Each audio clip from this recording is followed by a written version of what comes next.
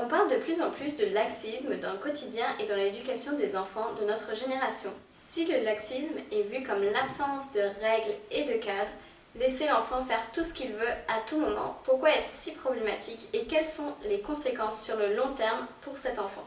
Aujourd'hui, on cherche ce qu'il y a de meilleur pour notre enfant, parce qu'on sait qu'ils vont vivre plus longtemps et on a la chance d'avoir un espace et du temps pour nous permettre de réfléchir à ça plus profondément et de façon plus poussée. Dans la majorité des cas, on a moins besoin de se préoccuper de notre survie, car nos conditions de vie sont plus faciles et plus sécuritaires qu'avant. On peut donc faire l'éducation de nos enfants une de nos priorités. On a plus de place dans notre esprit et plus de temps pour nous permettre de réfléchir sur des conditions éducatives qui apporteront encore plus de positif pour les générations suivantes. Tout ça, c'est vraiment génial et ça nous a permis de comprendre que l'éducation laxiste ou autoritaire pouvait créer des effets plus ou moins désirables, voire complètement inverses de ce qu'on cherche à apporter à l'enfant. On a aussi mis en avant les besoins des enfants. Mais comment, avec toutes ces nouveautés, s'adapter pour ne pas tomber dans un extrême ou dans un autre, l'autoritarisme ou le laxisme, en voulant bien sûr bien faire pour nos enfants.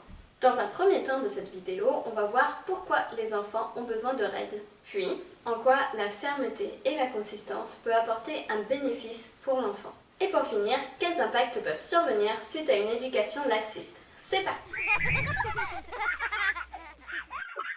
Salut les tifs! Pour les nouveaux sur cette chaîne, je suis éducatrice spécialisée et ici on va aborder tous les sujets qui vous permettront d'apporter une éducation réaliste et positive pour vous comme pour votre enfant. J'espère que vous allez bien et si ce n'est pas déjà fait, abonne-toi et appuie sur la petite cloche pour être au courant de toutes les dernières vidéos. L'enfant a-t-il vraiment besoin de règles? Ne peut-on pas simplement le suivre et le guider au quotidien? Eh oui, comme l'adulte, l'enfant a aussi besoin de règles claires et fermes au quotidien. Mais alors, pourquoi? Il a besoin de règles claires pour pouvoir poser son énergie dans des domaines qui sont plus utiles de son quotidien. Si l'enfant n'a pas de règles, s'il ne sait pas ce qu'il a le droit de faire ou ce qu'il n'a pas le droit de faire, ce qui est en sécurité et ce qui le met en danger, il va passer beaucoup d'énergie de son quotidien à se poser plein de questions. Ces questions peuvent être: est-ce que j'ai le droit de faire ça? Est-ce que je vais me retrouver en punition si je fais ça? Est-ce que je suis en sécurité si je fais ça? Est-ce que je peux me faire mal en faisant ça? Toute cette énergie qui va dédier à ça particulièrement sera évidemment par conséquent moins d'énergie sur ce qu'il est vraiment en train de faire à ce moment-là. Comme nous, quand on est en voiture et qu'on voit un feu vert, c'est clair, on avance. Quand on voit un feu rouge, c'est clair, on s'arrête. Mais quand on voit un feu orange, tout de suite on met un peu plus d'énergie à se dire: est-ce que j'ai le temps de passer? Est-ce que je dois m'arrêter? Est-ce que je ne suis pas suivie trop près derrière? Et nous, on le fait de façon très rapide, mais souvenez-vous, quand on était à l'auto-école et qu'on apprenait, ça nous prenait beaucoup d'énergie. L'enfant, c'est pareil, il n'a pas encore intégré tout son univers et tout son quotidien. Donc dès qu'il va avoir besoin de se poser plus de questions, parce qu'il ne sera pas convaincu que l'adulte va le faire à sa place, il va tout de suite avoir besoin de mettre toute cette énergie en plus. Comme il n'a pas envie de devoir réfléchir à tout ça toute sa journée, qu'il a besoin de se sentir en sécurité et aimé par les gens qui sont autour de lui, il va aller les chercher, ces règles. Si on ne lui donne pas, il va les chercher lui-même. Donc, c'est en cherchant ces règles-là, en cherchant ton intervention, qu'il va peut-être même se mettre en danger ou faire des bêtises pour savoir si oui ou non, ça, il a le droit de le faire. Alors que si d'un autre côté, il est sûr que ce comportement, il n'aura jamais le droit de le faire, alors que celui-là, il est tout à fait acceptable, il n'a plus besoin de chercher et de tester parce qu'il en sera convaincu. Et il n'aura plus aucun doute sur ce qu'il peut faire ou ce qu'il ne peut pas faire. C'est aussi pour ne pas avoir à se poser de questions sur un jour il a le droit de faire ça, mais le lendemain ou la minute d'après, il n'a plus le droit de faire ça, qu'il faut être ferme et consistant dans nos règles. Donc, qu'est-ce qui se passe quand la limite a été posée et qu'après insistance de l'enfant, le parent cède et lui donne ce qu'il avait demandé? Quand tu es plein de bonne volonté en posant une limite à ton enfant, mais que tu n'es pas vraiment sûr de toi, l'enfant va le ressentir. Et il va peut-être essayer de tourner ce doute en son avantage. S'il voit que ça fonctionne et s'il obtient ce qu'il veut sur le coup, il sera bien sûr plus content et donc plus calme. Pour toi, ça sera peut-être une solution facile de céder pour acheter la paix. Mais sur le long terme, il peut intégrer des messages auxquels tu n'auras pas forcément pensé au moment où tu as cédé. Par exemple, si à chaque fois ou régulièrement, il a la chose qu'il avait demandé, malgré la raison très raisonnable que tu avais de dire non au début, il peut intégrer petit à petit dans son mental que son besoin ou son envie était plus importante que la raison première pour laquelle tu avais mis un interdit au départ. Par exemple, si tu lui avais dit qu'il ne pouvait plus avoir de deuxième part de gâteau parce qu'il n'y en a simplement plus, et qu'il fait toute une crise, et qu'il est très frustré, qu'il avait vraiment envie, et que toi tu as de la peine, et tu veux vraiment bien faire en te sacrifiant pour lui donner ta part de gâteau, pour en couper la moitié d'une part du grand frère qui est lui peut-être un peu plus raisonnable ou plus calme, lui il peut penser que son envie de gâteau, d'avoir une deuxième part, est plus forte que ton besoin à toi d'avoir ta part, ou que l'idée que de toute façon il n'y en a plus. Donc le partage équitable des parts de gâteau entre tous les membres de la famille ou tous les amis ne sera plus une raison assez importante pour lui pour avoir un refus. Si tu lui dis que non, il est trop petit pour s'asseoir à l'avant de la voiture et que c'est trop dangereux, mais que finalement tu te dis que le trajet est pas si long que ça risque rien et que tu acceptes de le mettre devant pour qu'il soit plus tranquille, lui il peut intégrer que son envie, encore une fois, ou que son besoin est plus important même que sa sécurité ou que la loi du pays entier. Ça peut paraître un peu fou comme ça. Et c'est pas parce qu'une fois tu as cédé à beaucoup d'émotions de la part de ton enfant qu'il va intégrer tout ça. Mais quand je te dis ça, c'est quand ça va se faire à répétition, que plusieurs fois tu vas lui dire que non c'est dangereux, puis que finalement il va avoir le droit. Ou que non il n'y en a plus et finalement tu vas trouver une façon pour qu'il y en ait.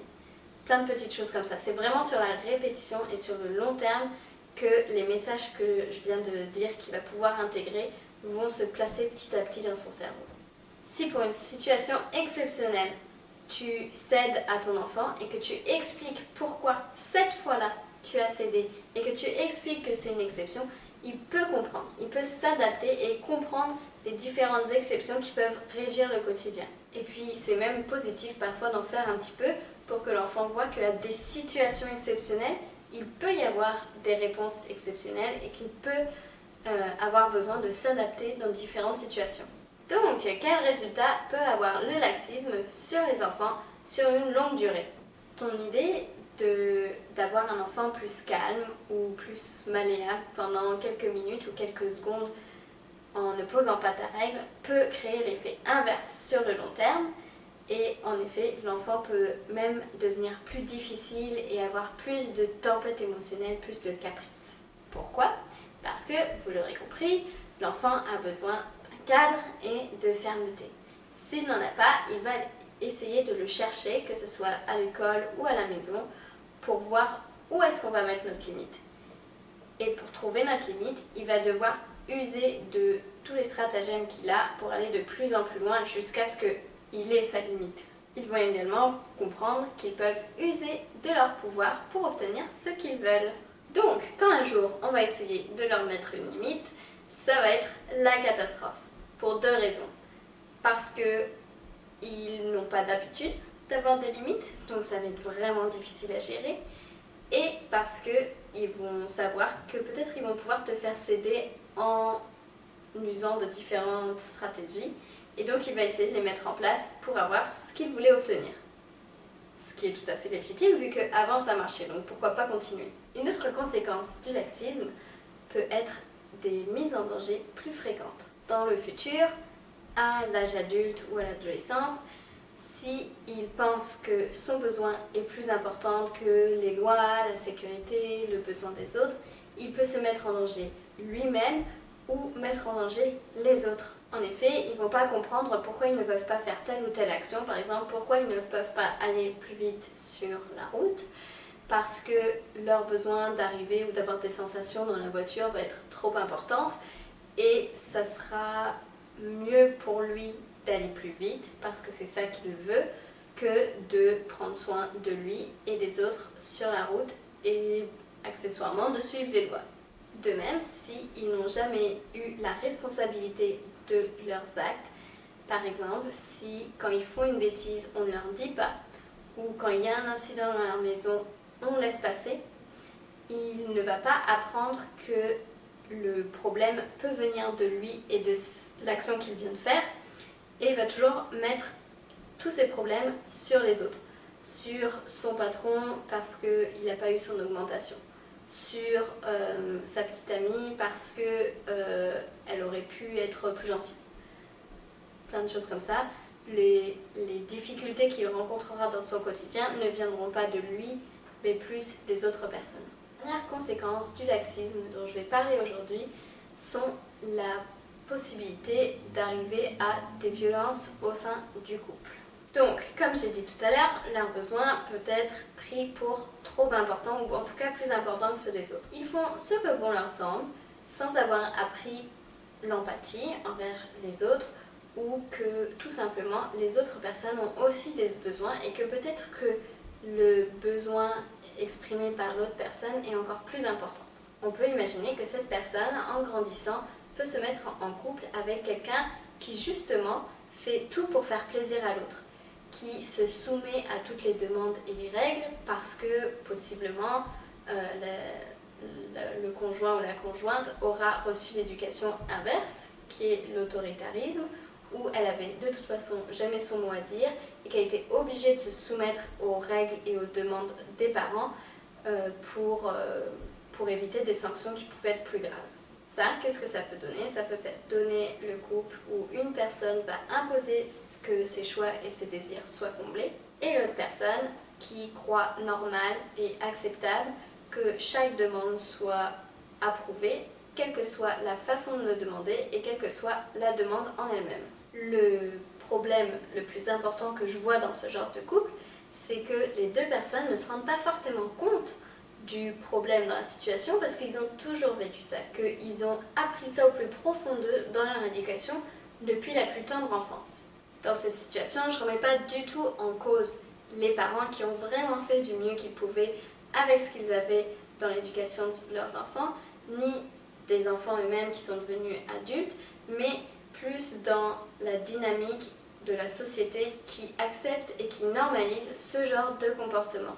Pour moi, il est donc important de trouver un équilibre que j'appelle l'équilibre des tifs positifs, mais quand même éducatifs. On retrouve dans l'éducation bienveillante qui prend en considération les besoins de l'enfant et du parent, mais tout en établissant des règles fermes quand c'est nécessaire. Il faudra que tu te sentes, toi, à l'aise de mettre cette limite claire.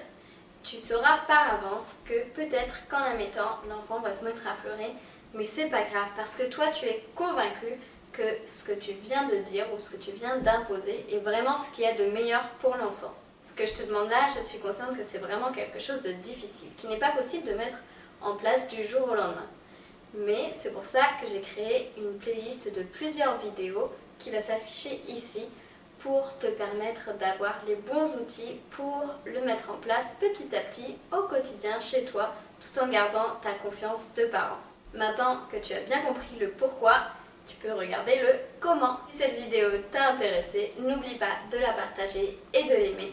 Ça me fera plaisir et ça me permettra de savoir un peu mieux ce que vous appréciez. Si tu veux mettre en commentaire des commentaires soit sur cette vidéo ou des idées pour mes prochaines vidéos, ça me fera vraiment plaisir et ça m'aidera beaucoup pour mes choix futurs. Et n'oublie pas que le parent est le premier éducateur de l'enfant. À bientôt!